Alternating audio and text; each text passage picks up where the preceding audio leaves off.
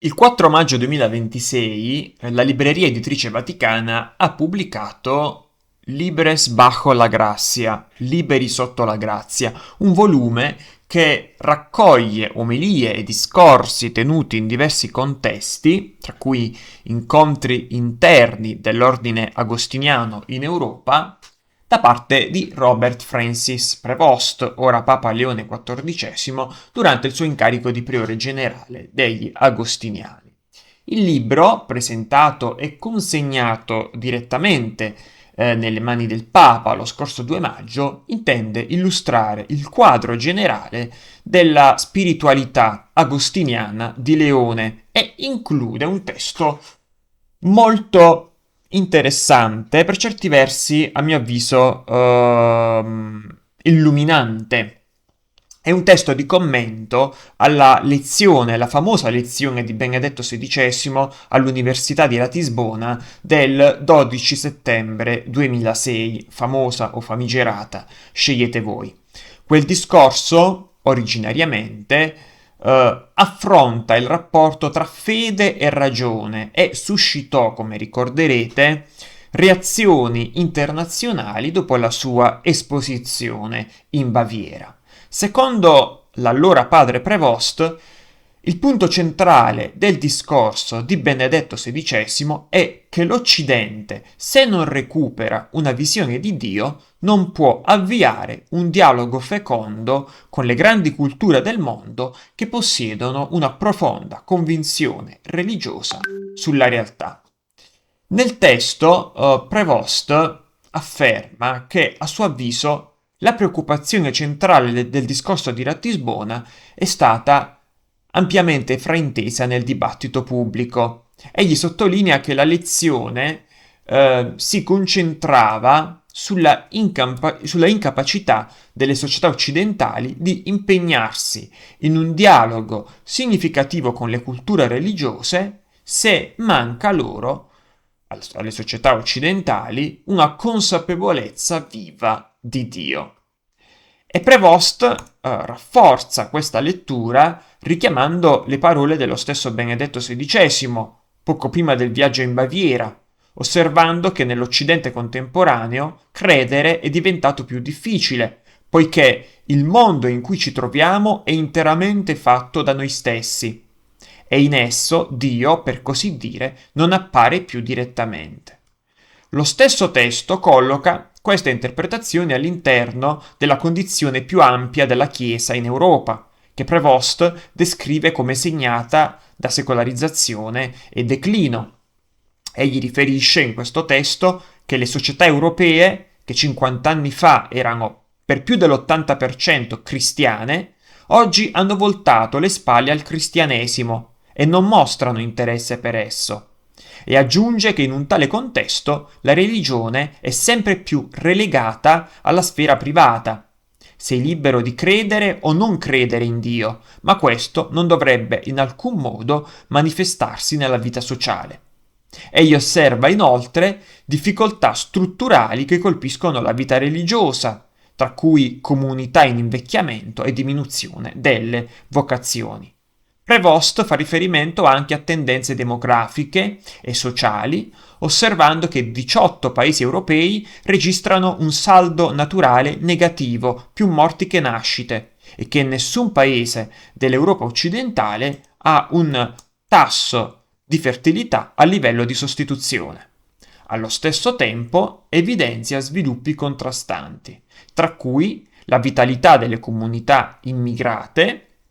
Dice, i nuovi residenti dell'Europa sono spesso tra i credenti più praticanti e sottolinea inoltre indicazioni di un rinnovato interesse religioso tra le generazioni più giovani, supportate da dati come l'aumento della percentuale di giovani che dichiarano di credere in Dio in diversi paesi europei. Tuttavia, questi problemi, evidenziati correttamente dall'allora padre Prevost, sono soltanto gli effetti del problema individuato da Benedetto. E il messaggio centrale della lezione era diverso e molto più importante. Nella lezione di Ratisbona il nucleo teorico è formulato con chiarezza sorprendente. Dio agisce secondo il logos, cioè secondo la ragione. Pertanto la fede cristiana è intrinsecamente razionale. Da questa premessa seguono tre tesi decisive. In primo luogo, la violenza religiosa è irrazionale e quindi contraria alla natura di Dio. In secondo luogo, il dialogo autentico tra religioni e culture è possibile soltanto sul terreno della ragione condivisa, non semplicemente sulla credenza nell'esistenza di Dio. In terzo luogo, e questo è quello più decisivo e che secondo me rende, come dire, non solo limitato, ma anche in un certo senso fuorviante la lettura che Prevost fa in questo suo testo, faceva in questa sua omelia, ne consegue che le religioni non sono tutte uguali e solo il cattolicesimo può pretendere di essere fondato non solo sulla rivelazione divina, ma anche sulla natura razionale dell'uomo. Attenzione, ho detto il cattolicesimo, non il cristianesimo, e questo non a caso. Benedetto lo rese chiaro citando non solo il dialogo tra Manuele II Paleologo e il dotto musulmano persiano, su cui i media internazionali si concentrarono, stracciandosi le vesti per presunta islamofobia di Ratzinger, ma anche citando il protestantesimo, presentato dal Papa come il primo tentativo storico di separare il cristianesimo dalla ragione, distorcendolo. Pertanto affermare che l'Occidente debba recuperare una generica visione di Dio è insufficiente. Non tutte le visioni di Dio sono uguali.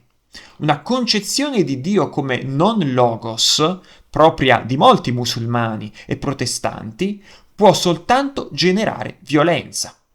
Se il cattolicesimo ha prodotto violenze in passato, ipotesi tra l'altro che gli storici hanno progressivamente riesaminato e ridimensionato, lo ha fatto accidentalmente, a causa delle deviazioni di singoli, non per necessità sistematica della dottrina.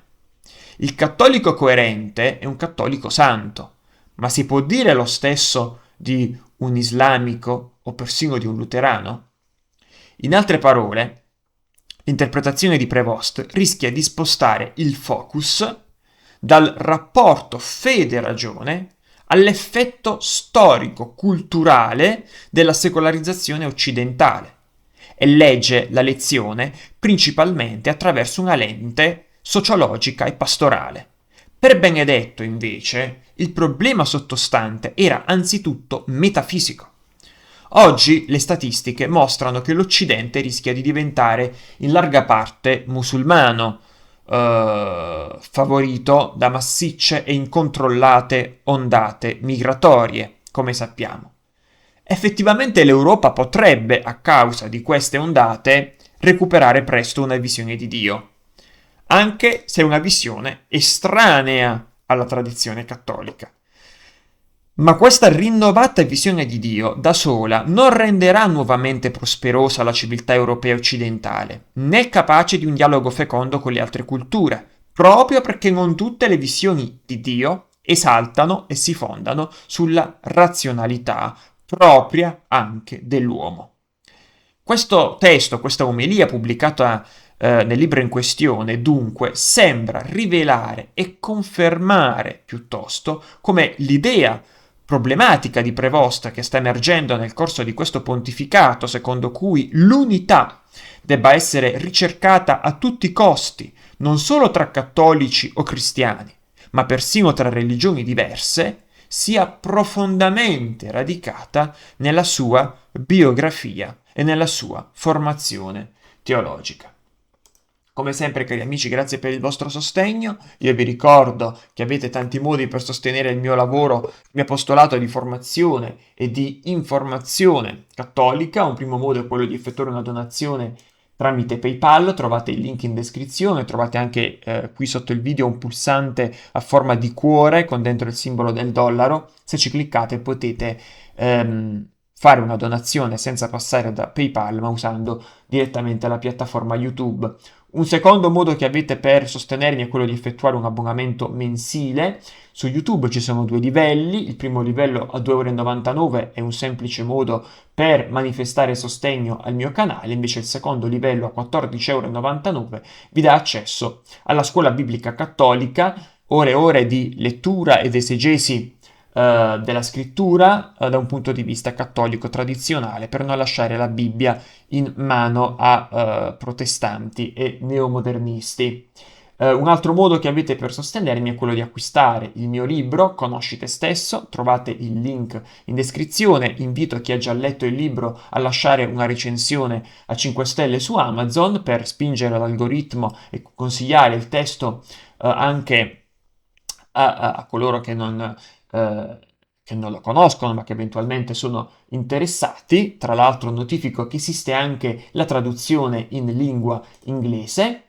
Poi c'è anche la versione videocorso dello stesso tema, che non è semplicemente, come dire, una ripetizione di quello che sta nel libro, è un approfondimento, è un adattamento appunto del testo. Una cosa è il libro, una cosa è il videocorso, quindi un adattamento, un approfondimento. Anche di questo trovate il link in descrizione. Grazie come sempre per la vostra attenzione, per il vostro sostegno, per le vostre preghiere.